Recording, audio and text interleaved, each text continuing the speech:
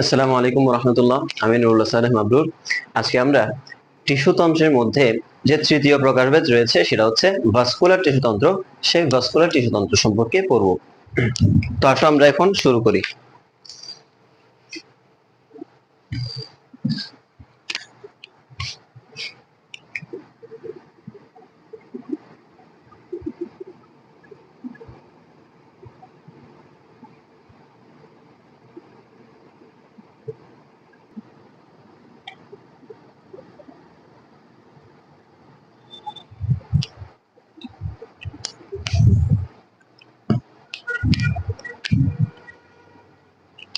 এখানে দেখো, vascular টিস্যুতন্ত্র, vascular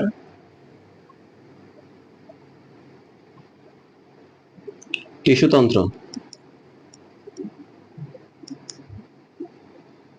এই ভাস্কুলার টিস্যুতন্ত্র কয় ধরনের? প্রধানত তিন ধরনের। একটা হচ্ছে সংযুক্ত, একটা হচ্ছে অরীয়,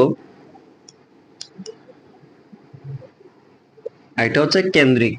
সংযুক্ত, অরীয় এবং কেন্দ্রিক। সংযুক্ত, অরীয় এবং কেন্দ্রিক।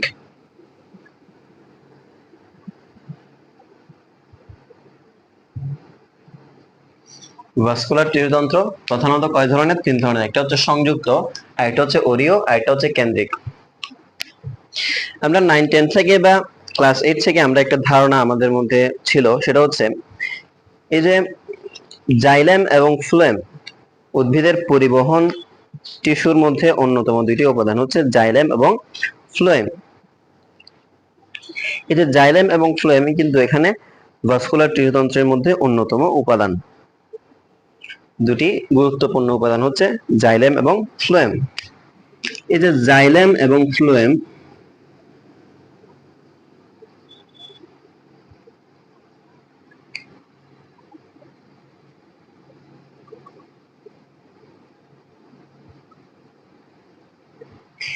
এই দুইটা টিস্যু, জাইলেম টিস্যু এবং ফ্লোয়েম টিস্যু, এরা দুইজন পরস্পর কিভাবে অবস্থান করে সে অবস্থানের ভিত্তিতে আমরা এই তিন ভাগে ভাগ করছি।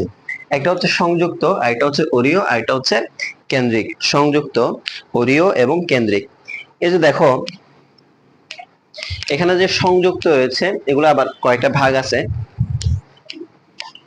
দেখো।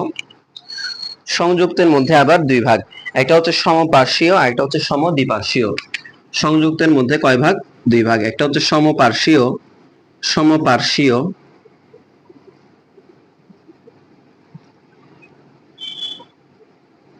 একটা হচ্ছে সমদ্বিপার্শ্বীয়, সমদ্বিপার্শ্বীয়। সমপার্শ্বীয় এবং সমদ্বিপার্শ্বীয়। সংযুক্তের মধ্যে দুই ভাগ, একটা হচ্ছে সমপার্শ্বীয়, একটা হচ্ছে সমদ্বিপার্শ্বীয়। সমপার্শ্বীয় আবার দুই ধরনের, একটা হচ্ছে মুক্ত আর একটা হচ্ছে বদ্ধ। একটা হচ্ছে মুক্ত, একটা হচ্ছে বদ্ধ। একটা হচ্ছে মুক্ত আর একটা হচ্ছে বদ্ধ।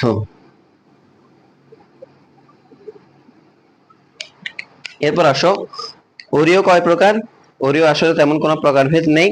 কেন্দ্রিক যদি আসি আমরা, কেন্দ্রিকের মধ্যে দুই প্রকার, একটা হচ্ছে হেড্রোসেন্ট্রিক, একটা হচ্ছে লেপ্টোসেন্ট্রিক। একটা হচ্ছে হেড্রোসেন্ট্রিক, আর একটা হচ্ছে লেপ্টোসেন্ট্রিক। হেড্রো এবং লেপ্টো।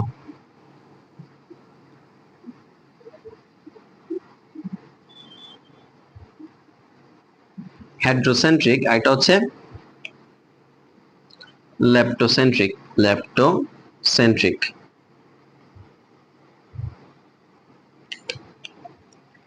দেখো তাহলে, ভাস্কুলার টিস্যুতন্ত্র প্রধানত তিন ধরনের। একটা হচ্ছে সংযুক্ত, আরেকটা হচ্ছে অরীয়, আরেকটা হচ্ছে কেন্দ্রিক। এখন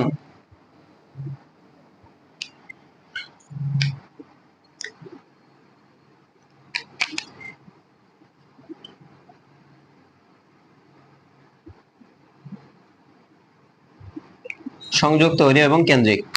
এখন সংযুক্তটা আবার দুই ধরনের, একটা হচ্ছে সমপার্শ্বীয়, আবার হচ্ছে সমদ্বিপার্শ্বীয়। সমপার্শ্বীয় দুই ধরনের, একটা হচ্ছে মুক্ত, একটা হচ্ছে বদ্ধ। অরীয় কোনো প্রকারভেদ নেই।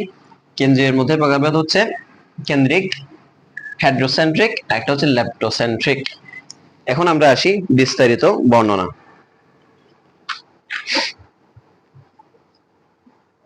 প্রথমে সংযুক্ত।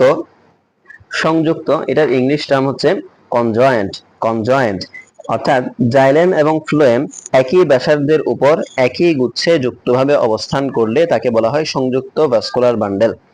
যেমন আমি বলি, জাইলেম এবং ফ্লোয়েম যদি একই ব্যাসার্ধের উপর একই গুচ্ছে যুক্তভাবে অবস্থান করে তাকে বলা হয় সংযুক্ত ভাস্কুলার বান্ডল।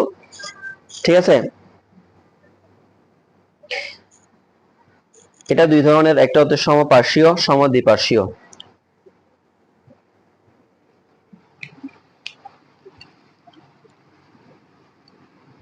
আমি এতক্ষণ পর্যন্ত বইয়ের কথাটা বললাম, এখন আমি বিস্তারিতভাবে আসলে তোমাদেরকে বোঝাবো যে আসলে বইয়ের এই কথাটার মানেটা কি। আসলে সংযুক্ত, প্রথমে আমরা আসি সংযুক্ত। কি বলা হয়েছে এখানে? জাইলেম এবং ফ্লোয়েম যদি একই ব্যাসার্ধের উপর একই গুচ্ছে যুক্তভাবে অবস্থান করে, জাইলেম এবং ফ্লোয়েম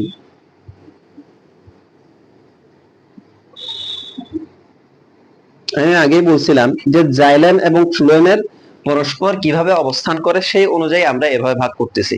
তাহলে জাইলেম এবং ফ্লোয়েম এরা একই ব্যাসার্ধের উপর একই গুচ্ছে যুক্তভাবে অবস্থান করলে, একই ব্যাসার্ধের উপর একই ব্যাসার্ধের উপর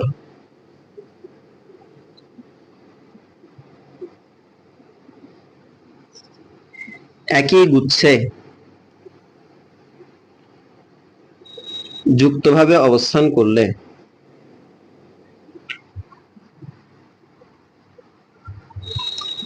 সেটাকে বলা হয় সংযুক্ত, সেটাকে বলা হয় সংযুক্ত।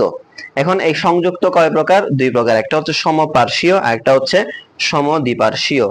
সমপার্শ্বীয় মানে হচ্ছে একখণ্ড ফ্লোয়েম টিস্যু একখণ্ড জাইলেম টিস্যু একই ব্যাসার্ধের পাশাপাশি অবস্থান করলে। আর সমদ্বিপার্শ্বীয় মানে হচ্ছে ভাস্কুলার বান্ডলের মাঝখানে জাইলেম এবং তার উপরে নিচে দুই পাশে ফ্লোয়েম যদি থাকে সেক্ষেত্রে সেটাকে বলা হয় সমদ্বিপার্শ্বীয়। দেখো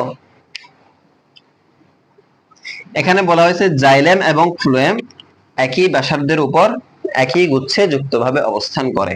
একই ব্যাসার্ধের উপর অবস্থান করা, একই ব্যাসার্ধের উপর অবস্থান করা। দেখো এটা যদি একটা গোলাকার বিষয় হয় তাহলে তাহলে তারা যদি এই সোজা এই জিনিসটা যদি ব্যাসার্ধ হয়, দেখো এটা যদি একটা গোলাকার বস্তু হয়, গোলাকার বস্তুর যদি এই সোজা এটা হচ্ছে, এটা যদি ব্যাস হয় ব্যাস, তাহলে ব্যাসার্ধ কতটুকু? ব্যাসার্ধ হচ্ছে এটা, এটা হচ্ছে ব্যাসার্ধ, এটা হচ্ছে ব্যাসার্ধ। এই একই ব্যাসার্ধের উপরে, এই একই ব্যাসার্ধের উপরে যদি জাইলেম এবং ফ্লোয়েম দুইটাই যদি অবস্থান করে তাহলে সেটাকে বলা হয় সংযুক্ত। তার মানে জাইলেম এবং ফ্লোয়েম পরস্পর পাশাপাশি যুক্ত অবস্থায় রয়েছে। তারা যদি একটা গোলাকার বস্তুর উপর যদি অবস্থান করে তাহলে সেটা তারা একই বস্তুর উপর অবস্থান করতেছে। এখন দেখো তারা এই গোলাকার বস্তুর উপর দুই ভাবে অবস্থান করতে পারে। একটা হচ্ছে আমি আমি এই লাল কালি দ্বারা জাইলেম শো করব, লাল কালি দ্বারা জাইলেম দেখাবো এবং কালো কালি দ্বারা ফ্লোয়েম দেখাবো, কালো কালি দ্বারা ফ্লোয়েম দেখাবো।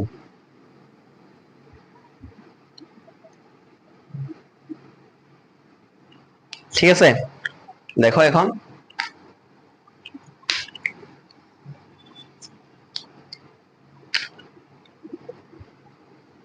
এই যে এই ব্যাসার্ধ,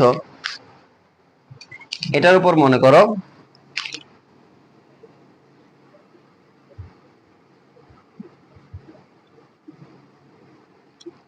এটা আমি কালো কালি দিয়ে আঁকছি, তার মানে এটা কি? এটা হচ্ছে ফ্লোয়েম, এটা হচ্ছে ফ্লোয়েম, এটা হচ্ছে ফ্লোয়েম।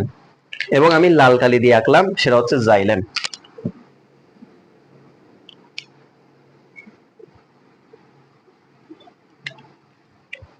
তার মানে জাইলেম এবং ফ্লোয়েম এভাবে পরস্পর পাশাপাশি অবস্থান করছে, তারা একই ব্যাসার্ধের উপর অবস্থান করছে, অর্থাৎ তারা একটা বৃত্তের ভিতরে অবস্থান করতেছে পাশাপাশি। এটাকে বলা হয় সংযুক্ত। একই ব্যাসার্ধের উপর একই গুচ্ছে যুক্তভাবে অবস্থান করে, একই গুচ্ছে অর্থাৎ একটা বৃত্তের ভিতরে তারা অবস্থান করতেছে, এটা হচ্ছে সংযুক্ত।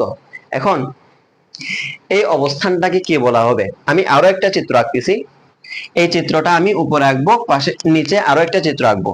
প্রথমে আমি এই চিত্রটা মুছে একই চিত্রটা উপরে আঁকবো এবং নিচে আরো একটা চিত্র আঁকবো।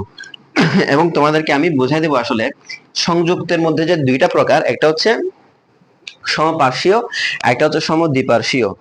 তাহলে তোমরা বুঝতে পারবা, তাহলে তোমরা বুঝতে পারবা।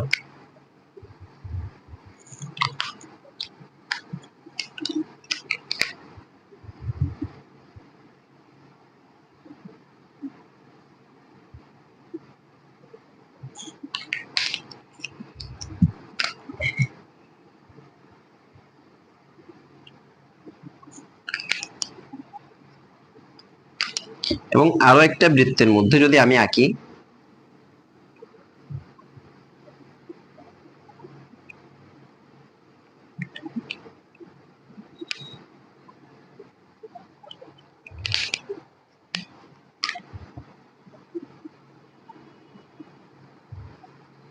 তার মানে দেখো এই যে লাল চিহ্নওয়ালা আমি যে দুইটা চিত্র আঁকছি, লাল চিহ্নওয়ালা জায়গাটা হচ্ছে জাইলেম এবং কালো চিহ্নওয়ালা জায়গাটা হচ্ছে ফ্লোয়েম।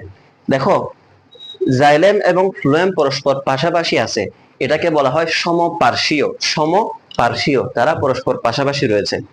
আর মাঝখানে জাইলেম, এর দুই পাশে ফ্লোয়েম, এটাকে বলা হয় সমদ্বিপার্শ্বীয়। দ্বিপার্শ্ব মানে দুই পাশে, সমদ্বিপার্শ্বীয়। জাইলেম মাঝখানে, ফ্লোয়েম দুই পাশে। দেখো মাঝখানে জাইলেম, দুই পাশে ফ্লোয়েম, এটাকে বলা হয় সমদ্বিপার্শ্বীয়। এটাকে বলা হয় সমদ্বিপার্শ্বীয়।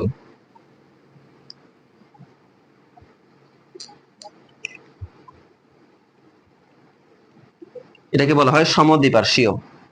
সমপার্শ্বীয় এবং সমদ্বিপার্শ্বীয়, এটা হচ্ছে সমদ্বিপার্শ্বীয়।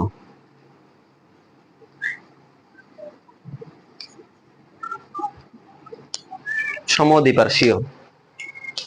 তাহলে সমদ্বিপার্শ্বীয়ের সংজ্ঞাটা কি হবে? তারা একই ব্যাসার্ধে একই গুচ্ছে অবস্থান করতেছে, কিন্তু জাইলেম ঠিক মাঝখানে এবং এর দুই পাশে ফ্লোয়েম অবস্থান করতেছে, এটা বললেই হচ্ছে সমদ্বিপার্শ্বীয়। এটা হচ্ছে সমদ্বিপার্শ্বীয়। এখন এটা হচ্ছে সমপার্শ্বীয়। সমপার্শ্বীয়, সমপার্শ্বীয়। আশা করি দেখতে পাচ্ছ, এটা হচ্ছে সমপার্শ্বীয়। ঠিক আছে, তবে এখানে একটা কথা আছে, আমি পাশে আরো একটা চিত্র আঁকতেছি, তাহলে তুমি বুঝতে পারবা। পাশে আরো একটা চিত্র আঁকবো, তাহলে তুমি বুঝতে পারবা।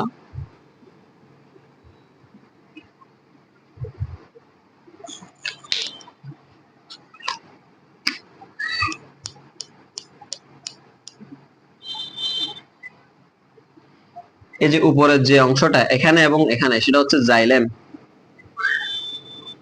এবং নিচের যে অংশ এখানে এবং এখানে, সেটা হচ্ছে ফ্লোয়েম।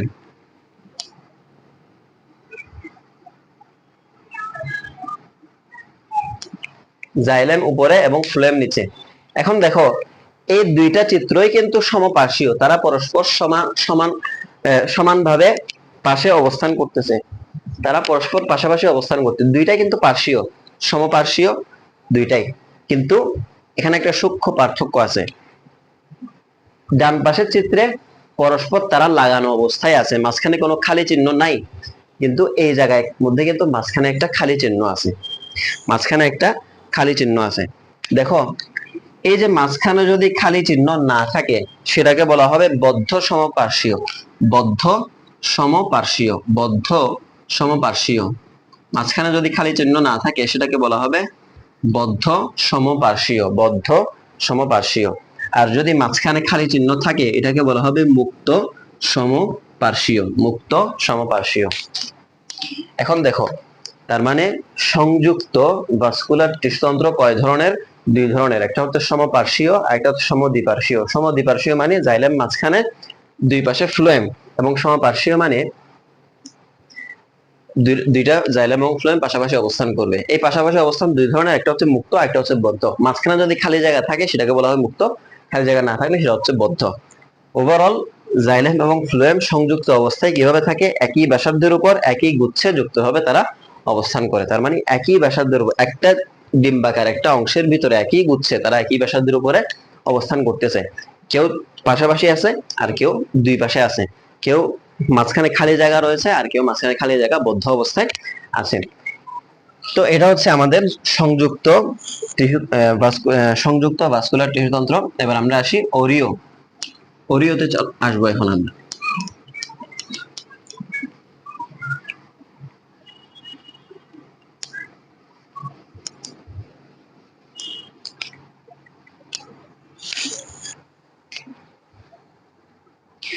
যে ভাস্কুলার বান্ডলে জাইলেম এবং ফ্লোয়েম একত্রে একটি বান্ডলের সৃষ্টি না করে পৃথকভাবে ভিন্ন ভিন্ন বান্ডলের সৃষ্টি করে তাকে বলা হয় অরিও ভাস্কুলার বান্ডল। তাকে বলা হবে অরিও ভাস্কুলার বান্ডল।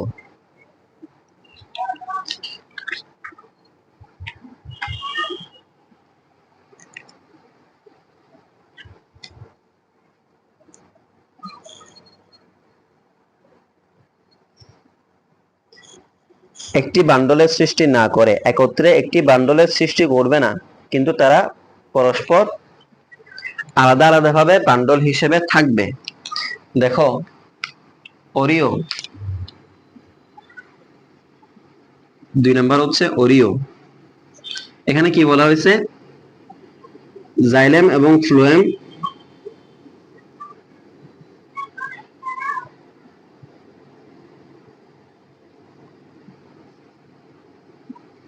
একত্রে বান্ডল সৃষ্টি করবে না, তারা পরস্পর আলাদা আলাদা ভাবে থাকবে।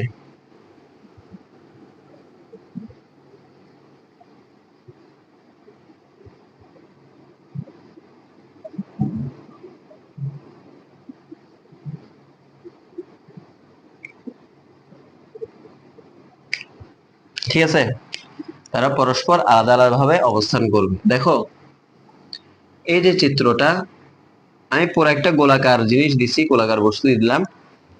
এই গোলাকার বস্তুতে আমি জাইলেমকে আঁকবো কি দিয়ে? আগের মতো লাল কালি দিয়ে আঁকবো, এবং ফ্লোয়েমকে আঁকবো কালো কালি দিয়ে। জাইলেম আঁকলাম আমি, দেখো এটা হচ্ছে একটা জাইলেম, আরো একটা জাইলেম, আরো একটা জাইলেম, আরো একটা জাইলেম। ঠিক আছে,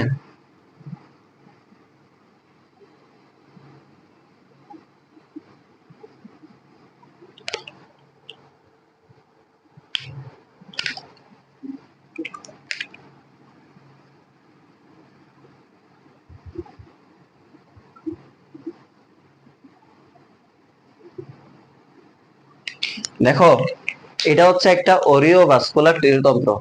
এই অরিও ভাস্কুলার টিস্যুতন্ত্রে তারা কিভাবে অবস্থান করতেছে? এই যে এটা হচ্ছে ফ্লোয়েম, এটা হচ্ছে ফ্লোয়েম, আর এই জিনিসটা যেটা, এটা হচ্ছে জাইলেম, এটা হচ্ছে জাইলেম। দেখো জাইলেম এবং ফ্লোয়েম স্পষ্টভাবে দেখা যাচ্ছে, জাইলেম এবং ফ্লোয়েম পরস্পর আলাদা আলাদা ভাবে অবস্থান করতেছে। আগে কিন্তু তারা দুইজনেই একসাথে অবস্থান করত, এটা জাইলেম, এটা ফ্লোয়েম। আগে কিন্তু তারা একসাথে অবস্থান করত, কিন্তু এখন তারা আলাদা আলাদা ভাবে অবস্থান করতেছে। এটাকে বলা হয় অরিও। সংযুক্ত নয়, বরং অরিও, অর্থাৎ জাইলেম এবং ফ্লোয়েম একত্রে বান্ডল সৃষ্টি করবে না, পরস্পর আলাদা আলাদা ভাবে অবস্থান করবে। এটা হচ্ছে অরিও। ঠিক আছে, এখন আমরা চলে আসি কেন্দ্রিক। কেন্দ্রিক, কেন্দ্রিক যে প্রকারটা, সেটার মধ্যে চলে আসি আমরা।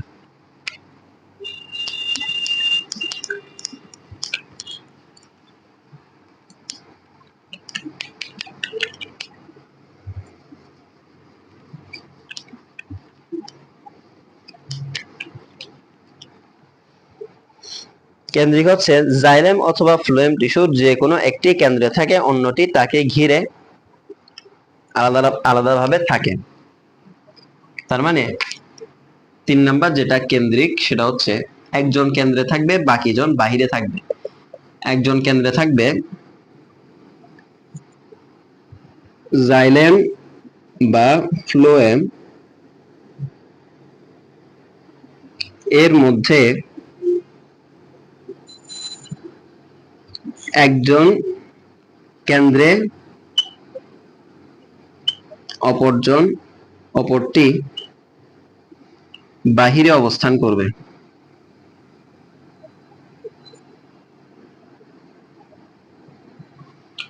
অপরটি বাহিরে অবস্থান। একজন কেন্দ্রে অপরটির বাইরে অবস্থান। কেন্দ্রিক মানে হচ্ছে কেন্দ্রিক দ্বারাই বোঝা যাচ্ছে যে কোনো একজন কেন্দ্রে থাকবে আরেকজন বাইরে থাকবে। এখন দেখো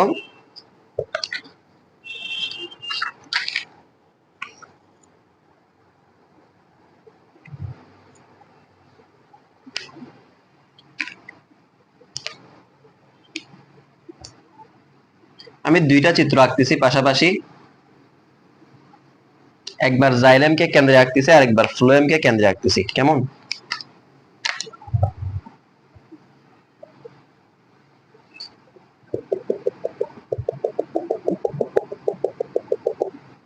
কালো কালি দিয়ে আমি যথারীতি আগের মতোই ফ্লোয়েম আর লাল কালি দিয়ে জাইলেমকে আঁকতেছি।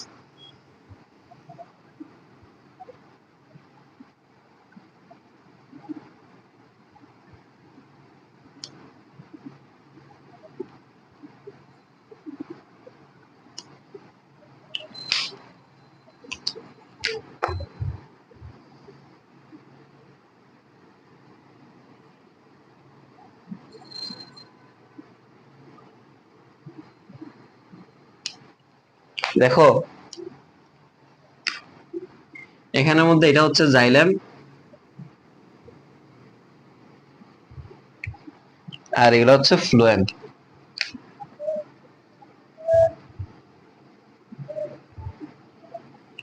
ঠিক আছে, এখানের মধ্যে দেখো জাইলেম যদি কেন্দ্রে থাকে এটাকে বলা হবে জাইলেম কেন্দ্রিক, ফ্লোয়েম কেন্দ্রে থাকলে এটাকে বলা হয় ফ্লোয়েম কেন্দ্রিক। এটা আরো একটা নাম আছে সুন্দর, সেটা হচ্ছে জাইলেম যদি কেন্দ্রে থাকে, জাইলেম যদি কেন্দ্রে থাকে আমরা বলছিলাম প্রকারভেদের মধ্যে তুমি যদি একটু খেয়াল করো চারটা, প্রথমে যে চারটা পড়াইছিলাম সেখানের মধ্যে কিন্তু আমি বলছিলাম যে কেন্দ্রিক যে প্রকারভেদ সেটা হচ্ছে একটা হেড্রোসেন্ট্রিক আর একটা হচ্ছে লেপ্টোসেন্ট্রিক।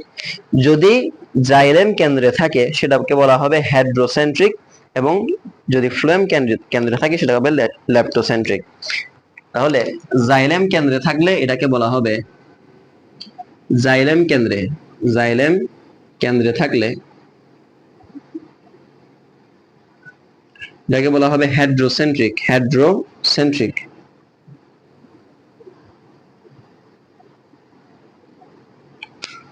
ফ্লোয়েম যদি কেন্দ্রে থাকে এটাকে বলা হবে লেপ্টোসেন্ট্রিক।